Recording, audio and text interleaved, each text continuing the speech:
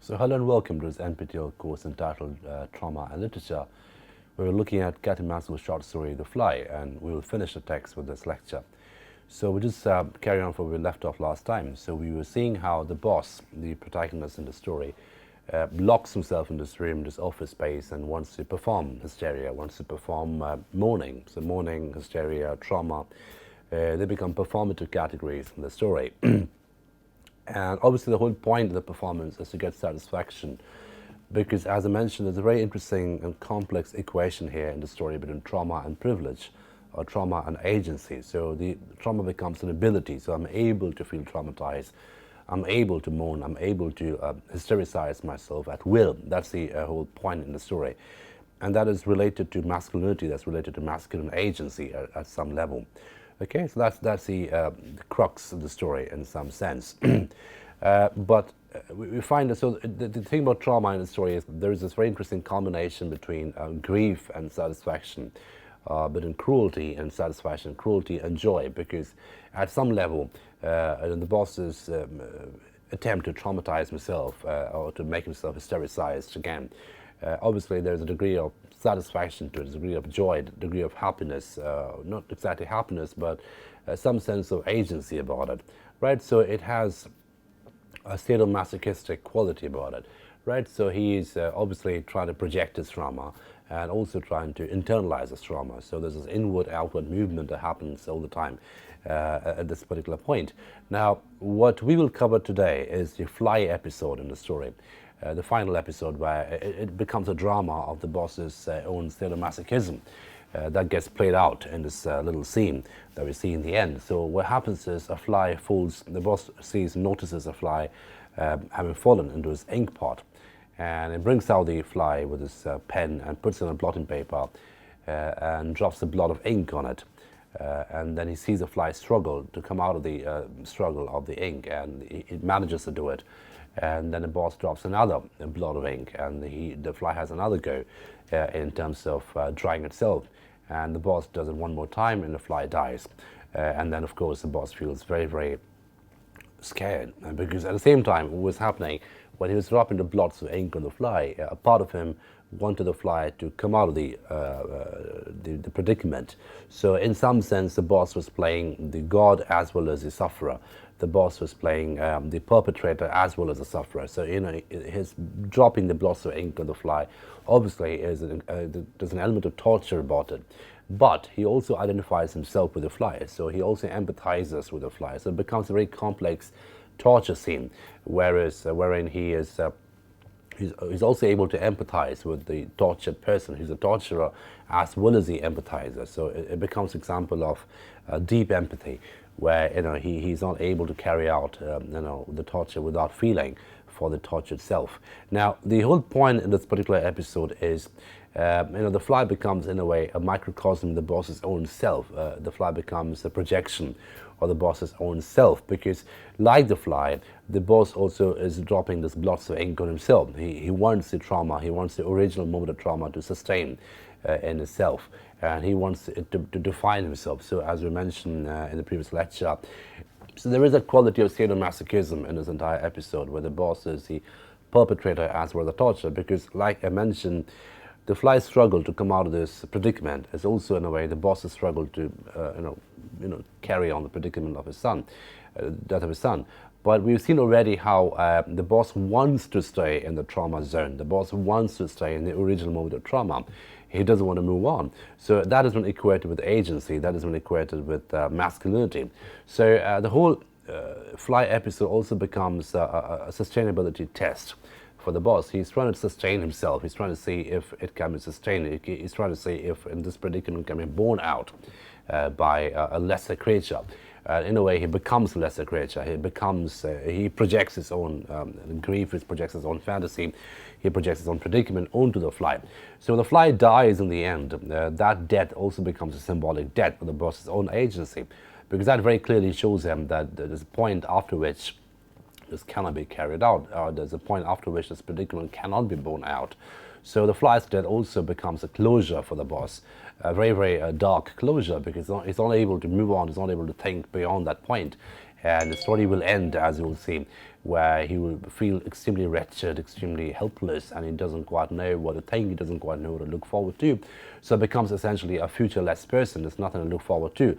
So the Fly is dead. The entire Fly episode, just to rehearse, the entire Fly episode is a metonymic representation of the boss's own predicament, and he tries out his own predicament onto a lesser creature, the Fly, over here. So he becomes the torturer, he becomes the perpetrator, as well as the sufferer. And the whole thing becomes very sadomasochistic, which is also related to the boss's own sadomasochism, because the masochism is he enjoys his trauma in a sense because it gives him agency, it gives him a degree of masculinity. He can boast about it. He can tell other people that other men might live the lost down, other men might move on, but not he. And he will always inhabit the original moment of trauma. He will never move on from that point. And that became a prestige marker, that became a status marker for the boss.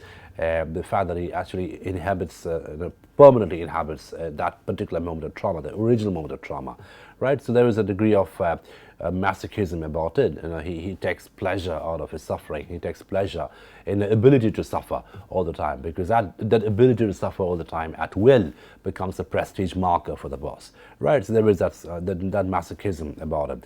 And also it's sadistic because in a way he projects it to other people. So the Fly episode becomes the sadomasochistic episode that the boss has been played out inside him, the one that is internalized inside him. Now it's being exteriorized, it becomes played out in a different space. So this is what the episode is all about, and let's take a look at how it is described by Mansfield. So this should be on the screen. At that moment, the boss noticed that a fly had fallen into its broad ink pot and was trying feebly but desperately to clamber out again. So it becomes quite cinematic. So you get a close-up on the Fly, and you can see his limbs, you can see his movements, you can see his almost arms and legs. And we can see how he's trying to get out of the ink pot. "Help, help," said the struggling legs. But the sides of the ink pot were wet and slippery. It fell back again and began to swim. So it's almost like a Sisyphean quality. I'm obviously referring to the myth of Sisyphus, where someone's doomed, as you know, doomed to push a rock on top of a hill, and the predicament is the rock's going to come down again with gravity, and he's doomed forever to keep pushing it on top of a hill, knowing fully well that it's never going to stay there. So it becomes an exercise, a spectacular exercise of futility in some sense. So there is that Sisyphean quality about this episode as well. So it's trying to get out of the ink pot, but it's slipping and it's falling back again. The boss took up a pen, picked the Fly out of the ink and shook it on a piece of blotting paper, right? So he put it out and put it in a piece of blotting paper.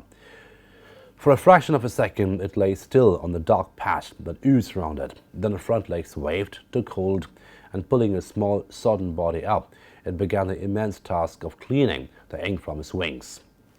So again, the whole episode, the whole exercise started again. He started cleaning the ink from his wings. Over and under went a leg along a wing as a stone goes over and under a kite. So again, the stone image is obviously an allusion to the Sisyphean image. And this kite has always been traditionally a marker of death. So death in medieval drama, morality plays always appears with this kite. So this kite is a traditional archetype, a symbol, a marker of death, right? So the stone and the kite image is important over here. So over and under went a leg along the wing as a stone goes over and under the sky. So look at the magnification happening over here. The leg of the ant, the leg of the Fly has been described as it was a human leg. So the Fly is being sort of humanized through this magnification process, right? So the whole idea, the whole visual grammar, the entire visual image, the visual gaze over here magnifies the Fly in some sense, right? Then there was a pause, where the Fly seeming to stand on top of his toes. Again, toes, a very, very human metaphor. Toes, legs. We don't normally use these words to talk about a Fly. On the tip of his toes, tried to clean his face. Tried to expand first one wing and then the other. It succeeded at last, and sitting down, it began like a minute cat to clean his face. So again, the cat image becomes important. So the Fly has been magnified at different levels. It has a limb, it has a toe, it looks like a cat. Now one can imagine that the front legs rubbed against each other lightly, joyfully. The horrible danger was over. It had escaped. It was ready for life again, right? So again, the whole idea of readying itself for life becomes important. So the Fly rubs itself in a piece of blotting paper, energizes himself, and now it's ready for life again. But just then the boss had an idea. So this is the point where it becomes sadomasochistic. So but before that, he was just being a benevolent person. He picked the fly from the ink pot, put in a blotting paper, and now the fly is ready for life. The fly has managed to dry itself, and now the boss has an idea of dropping another blot of ink on the fly. But just then the boss had an idea. He plunged the pen back into the ink, leaned his thick wrist on the blotting paper, and as the fly trod his wings down came a great heavy blot. So again, it drops another blot on the fly. What would it make of that? What indeed? The little beggar seemed absolutely cowed, stunned, and afraid to move because of what would happen next. So the fly is described as a little beggar, right? So the whole idea of the beggar becomes a metaphor of agency-lessness. Someone is helpless, someone is agency-less, someone doesn't have any resources. So the boss drops another blot of ink on the fly. But then, as if painfully, it dragged itself forward. The front legs waved, got hold, and more slowly this time, the task began from the beginning. So again, the fly makes another attempt to try itself. Now, when we find that, we will see how the visual grammar gets played out. We notice that the image of the fly being a human, the image of the fly becoming something like a human being with limbs and legs and toes, trying to get out of the predicament, becomes interesting in the context of the First World War. So the fly could be seen very much as a metaphor of the soldier of the First World War. Someone is getting bombed all the time, someone is getting pushed all the time, someone is getting traumatized all the time, and how does a soldier try to come out of it, right? And the final images will corroborate this idea. So the front legs waved, got hold, and more slowly this time, the task began from the beginning. He's a plucky little devil, thought the boss. So, again, if you take a look at the vocabulary, it's a very masculinist Boy Scout vocabulary. He's a plucky little devil, thought the boss. There's admiration, almost grudging admiration, madly admiration. And he felt a real admiration for the fly's courage. That was the way to tackle things. That was the right spirit. Never say die. It was only a question of, so, that thing which is getting played out in the boss's head is a very manly line of courage, admiration, pluckiness, resourcefulness, etc. But the fly had again finished its laborious task, and the boss had just time to refill the pen, to shake fair and square on the new clean body, yet another dark drop. So he's putting another dark drop, another blot of ink on the fly. What about at that time, this time? A painful moment of suspense followed. So you can see the boss is getting also attached to the fly. So when the fly doesn't move, it becomes a painful moment of suspense for the boss. So he's beginning to empathize with the fly. So he's associating, he's relating to the fly, at the same time he's torturing the fly. It becomes a very complex torture scene, as I mentioned. But behold, the front legs were again waving, and the boss felt a rush of relief. So again, this becomes interesting, a rush of relief. The boss is relieved that the fly is able to move now, which means he wants the fly to move. He's torturing the fly, yes, but he also wants the fly to come out of the torture. Because the fly's movement outside the torture or coming out of the torture will become an inspiration for the boss in terms of how he can control his own mourning or grief, right? He leaned over the fly and said to it tenderly, "You artful little bee." So it could be, any swear word, any manly swear word. "You artful little bee." So, he's obviously being, he's admiring the fly. And actually had the brilliant notion of breathing on it to help the drying process. So it really gets complicated. So he's torturing the fly, he's putting the lots of ink on the fly, but the fly is making an effort to come out of the torture by drying itself. The boss is also breathing on it. So he becomes a torturer, he also becomes a sufferer. He can relate to the suffering of the fly. At the same time, he's perpetrating the torture. Right? So it becomes this classic sadomasochistic scene. Sadism is cruelty on others. Masochism is a pleasure by torturing yourself. So he himself becomes the fly at some level. So he becomes powerfully sadomasochistic. All the same, there was something timid and weak about the efforts now, and the boss decided that this time should be the last, as it dipped the pen deep into the ink pot. So the boss said, they realized that the effort of the fly is becoming weaker because the fly is getting weaker. So the boss said, okay, one more time. So he dipped his ink back, dipped his pen back into the ink pot to refill it, to pour this one last drop on it. It was. So if you take a look at the sentence, there's a degree of finality about it. It was. So there's a closure about it. It was. It's ended. Was. It happened. It became a thing of the past. So it died. It was. The last blot fell on the soaked blotting paper, and the draggled fly lay in it and did not stir. The back legs are stuck to the body, and the front legs were not to be seen. So it crushes a fly. It's almost like a bombed soldier. The final bomb falls, and the body just crushes, limbs just crash, and the body just dies in the crash. So again, the back legs were stuck to the body, the front legs were not to be seen. You don't normally talk about a fly using legs as a metaphor. So it very much becomes a human corpse at some level. So the visual grammar, the visual vocabulary is very much a wartime horror image of a soldier being dragged by a bomb, the soldier being crushed by a bomb. The bomb falls, and the entire soldier, the entire body soldier just gets crushed. The body becomes crushed, the limbs become crushed, etc. Come on, said the boss, look sharp. So again, it's trying to encourage the fly using very manly vocabulary. And it stirred, it was spent in vain. It begins to stir the body of the fly in vain, to try to put some image, put some energy into it, put some life into it. Nothing happened or was likely to happen. The fly was dead. Right? So again, there's a finality about it, which was anticipated by the word, by the sentence, it was. Nothing happened, it was likely to happen. Nothing happened, the fly was dead. It's finished, it's consummated, right? It's come to an end. The boss lifted the corpse. Again, look at the use of the word corpse over here. It's a traditional word used for human bodies, dead human bodies. Normally don't use it for dead animals or dead flies, for the matter. So it's obviously an example of magnification and humanization of flies become a human body. The boss lifted the corpse on the end of the paper knife and flung it into the waste paper basket. So again, the act of flinging the fly over the pen paper knife into the waste paper basket again becomes a very traditional image of flinging the dead body of a soldier using a bayonet. So if we take a look at the horrible images of the First World War, one image which is very recursive is a pile of dead bodies, and more bodies being flung into the pile using a bayonet, a big bayonet which is used to pick up the dead bodies of soldiers and fling it in a heap of dead bodies. So this horrendous image, this graphic image of human horror, we have something similar happening here. So the fly's corpse, again, the choice of the word is important. The fly's corpse is picked up using a paper knife, the image of a bayonet over here, and it's flung in a waste paper basket. So the degree of waste becomes important, and the whole production of waste becomes important over here. The fly becomes the waste. The fly becomes a wasted body, just like the human corpse is an example of a wasted human life, a wasted human body. So the organicity of waste becomes important over here. It becomes organic waste. The fly which is living, the fly which is breathing, the fly which is moving, it's not become waste. It's not just become trash. And this conversion of human body into trash, which was the entire First World War, the entire program of the First World War was entirely about this: conversion of human body into trash, conversion of human organic self into trash, right? So everything became trash. So that the quality of converting everything into trash is now, is exercised over here, is enacted over here. The body of the fly is flung in the waste paper basket.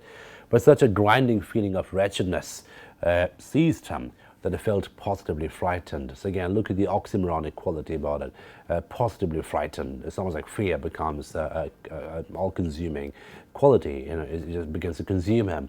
He's frightened now. He started forward and pressed the bell for Macy, the office person, the messenger person. Bring some fresh blotting paper, he said sternly, and look sharp about it. Right? He just desperately wants to go back and resurrect his authoritative image. He desperately wants to hold back to his authoritative self. So he's just asking for some fresh blotting paper. But look at the way in which he's asking him. He just wants to go back to his manly, authoritative, tyrannical self. He's just desperate to go back to it. So look sharp about it. Just go run and get some fresh blotting paper. It normally won't care so much about a blotting paper, right?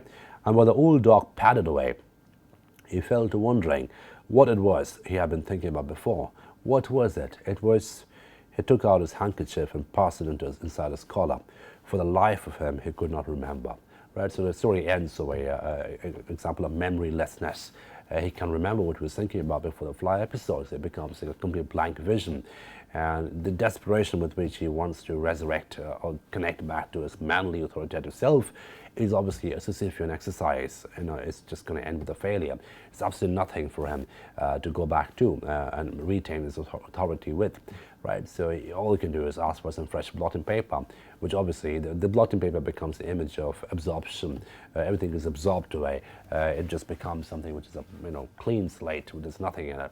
right? So it becomes an image of nothingness, a marker of nothingness, as it were, something which absorbs away everything and just converts everything into nothing, the blotting paper. And he wants that, and that's the only resource left for him. Bring me some fresh blotting paper. That's the final instruction given to the messenger person. His final desperate attempt to get back some sense of agency, some sense of masculinity, some sense of order and authority. Obviously, it's pathetic in quality, so he sort of descends into pathos, and descends into being a pathetic self quite clearly. And then, very interestingly, at the end, and he's trying to remember what he was thinking about when the Fly episode, before the Fly episode happened, and he gets frightened, he's shivering, he's sweating, and for the life of him, he cannot remember what he was thinking of before. So in some sense, as you can see, he becomes a lot like Woodyfield, because if you remember the beginning of the story, when Woodyfield comes to see the boss, he wants to say something to the boss, and he can't remember, and at that point, the contrast between the boss and Woodyfield was so spectacular. Woodyfield had no sense of motor agency. He can't remember. His legs were trembling, his arms were trembling, patches of red were showing above his bed, and something similar is happening here. The boss is losing control, not just about his life, not just about his capital itself, but also about his motor agency. He cannot remember anymore, and this lack of remembrance, the lack of memory, quite clearly becomes a marker of a loss of agency. His motor self is falling apart. His motor self is disintegrating. But also, at a very temporal level, the fact that he can remember what happened before the Fly episode, the fact that he can remember what it was that he was thinking about before, he becomes a memoryless man, he becomes pastless man, and we also know by now he becomes a futureless man. There's nothing to look forward to for him. The son is dead, there'll be no more bosses, there'll be no one to step into his line, there'll be no more air for him, so he becomes a futureless man as well. So he's futureless as well as pastless. He can remember what was happening before, and there's nothing for him to look forward to. So in that sense, it becomes a very perversely speaking, timeless man. The time is liquid, time has departed from him. So he's completely emptied out by time. So he becomes like the Fly, ready to be flung into a waste paper basket. He becomes like the Fly, just a piece of trash, left alone by time, a debris of time, as it were. Right? So the movement from being the stout, rosy, authoritative boss into being a fragile figure who can't even remember something which was happening 10 minutes ago, that becomes a very spectacular descent. And that descent is becoming important because, this whole story is about descent, the whole story is about deconstructing a certain performative kind of masculinity. It almost castrates them completely, right? So he's clinically castrated off his masculinity. He can't remember anything. He cannot have any control over his motor self, his memory. Everything is falling apart. So the entire story over here becomes an example of disintegration. He was trying to hold on to things. He was trying to bring in new gadgets. He's trying to, renovate his office by looking, spectacular, by looking authoritative. But now we know he was just a fragile figure falling to pieces. So the entire story becomes an example of how trauma, is performed, obviously, but the real example of trauma over here is when a trauma goes away. So the emptiness which comes in a post-trauma self, that becomes a real trauma, when you cannot control your trauma anymore, because for so many years, the boss had been trying to control his trauma, the boss had been trying to perform his trauma, the trauma became something that he can have ownership on, and that gave him a sense of agency, the ownership on his own trauma, which made him feel unique, that my son is dead, and I'm not like no other fathers who can move on. My son is very special to me, I'm a very special father. So trauma was equated with agency and prestige in his mind for such a long time, because of a sense of ownership. But now we see towards the end, he cannot cry anymore because he doesn't feel traumatized anymore. Trauma has left him, so like everyone else, time has also left him. That time of trauma, that temporality of trauma has gone away from him, and he has nothing else to look back, nothing else to look forward to, right? So that trauma, which gave him some kind of meaning, some kind of agency, some perverse sense of prestige, that trauma has departed, that trauma has left him, liquidated him, he's just a debris in time, right? So it becomes interesting because the real trauma comes out of emptiness in a post-traumatic self, right? So it's like a post-trauma story. When trauma is gone, like everyone else, you two are emptied out of trauma. And that becomes a real problem, that becomes a real crisis for him. The fact that he cannot remember, he cannot go back to that point of time and traumatize himself again at will. He cannot go back in that point of time and have ownership on his trauma. So that unique ownership is lost, it's denied to him. And that denial, that entire disintegration becomes a real crisis, a real predicament in the story. That emptying out of the self, which becomes, in a post-traumatic self, it becomes the emptied out self, where there's just nothingness, nothing to look forward to, nothing to look back upon. So it becomes a nothing man, a hollow man in some sense. And the hollowing out becomes important over here.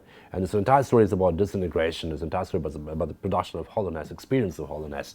But also, it's a very interesting take on trauma, where the control over trauma and trauma as a prestige marker, that completely goes away.